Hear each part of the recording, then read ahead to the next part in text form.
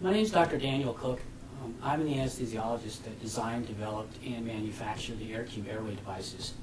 I'd like to introduce you to a new airway device that I designed and have been working on for pretty much about 10 years or so, called the AirCube SP. The SP stands for self-pressurizing.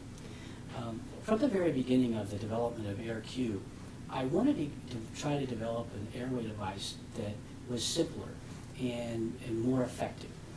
And I wanted to develop an airway device that it wasn't necessary to inflate, because that one extra step that I thought, if you got rid of that step, it would make it easier. So I started doing a lot of investigating, and I examined several designs with fixed size devices. So I realized the importance of an airway cuff. I think the airway cuff is very important because it makes the airway sizable, it makes the airway shapeable, and it puts an air cushion between the mucosa and the airway device itself. So I wanted a device that had a soft airway movable cuff, but I didn't want to inflate it. It sounds like contradiction. It was very difficult to figure this out. How can I make an airway within a pressurizable, movable cuff, but not inflate it? And I think the breakthrough came when I realized that the safe zone, or the safe intracuff pressure for AirCube being around 20 to 30 centimeters, in other words, the pressure inside the cuff, is very similar to the peak airway pressures we use to ventilate patients with.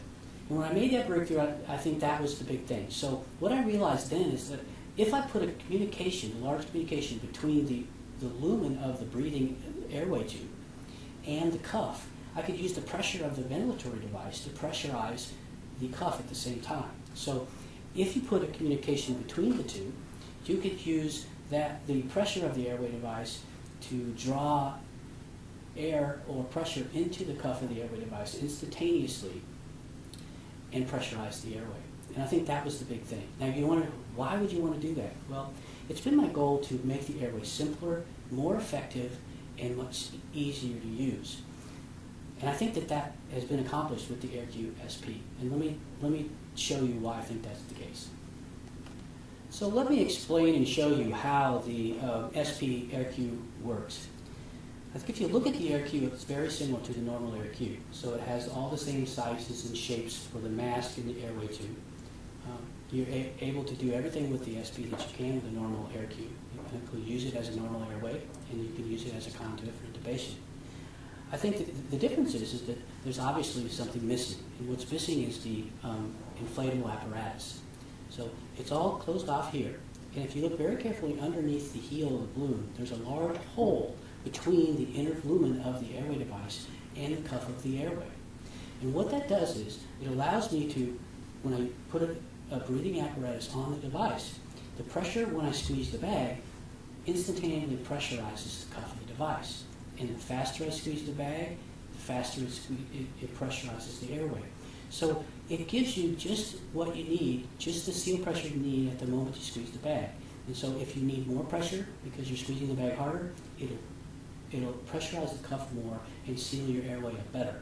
So it's sort of something, it gives you an airway that it's not necessary to inflate, but basically pressurizes itself as you ventilate to give you the maximum amount of seal with the minimum amount of pressure.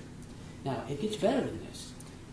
Because the peak airway pressures we use are always in the green zone, even at the maximum point of inspiration, we are in the green zone of the intracuff pressure, so we don't have to worry about overinflating or overpressurizing in this device because we have a safe zone built into the pressures that we use to ventilate our patients.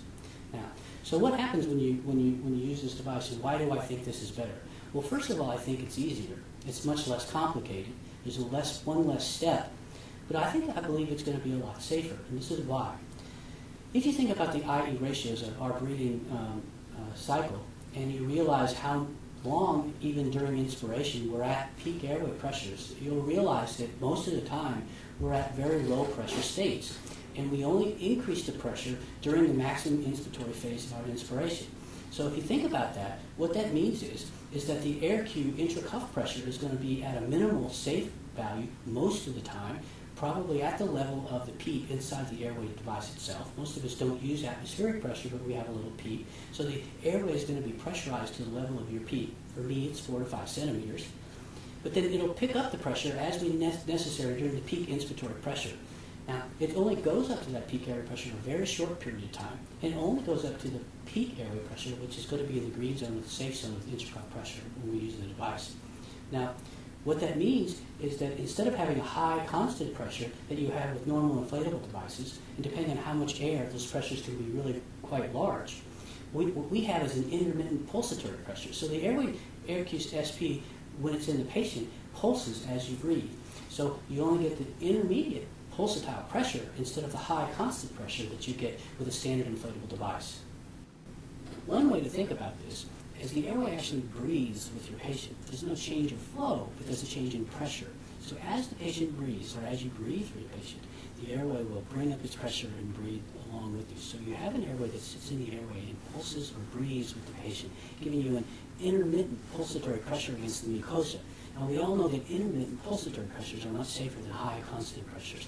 And I think that's the reason why I believe this airway is going to be a much safer airway over the long term. Now, there's one other really positive advantage is that because it's an open system, in other words, because there's a connection between the cuff and the intralumen of the device, nitrous oxide won't make the pressures worse. There's no way that nitrous oxide can increase the volume of the cuff because it's an open system. The last thing I found with the SP AirQ, and something I wasn't really intending to find out, it was my intention to make an airway that sealed very well, but I wasn't sure how well it would seal. And it was interesting when I did my clinical trials, was that I found that the SP actually seals better than my normal airway. That was a little bit confusing to me. Now, how can a non-inflatable airway seal better than an inflatable airway? And I tested this several times and came to the same conclusion. On average, it appears that the SP device seals better than my standard AirQ airable device. And I think what the deal is that I think that because we're only inflating or pressurizing just in time and just enough to make the seal, I think the shape and the size is maximized, and that we don't overinflate it, so that we're not losing efficiency because due to overinflation. So I think the reason this airway actually is a better ventilatory tool is because it actually sizes and shapes and keeps that size and shape without losing the sealing pressure that happens when you overinflate standard airways.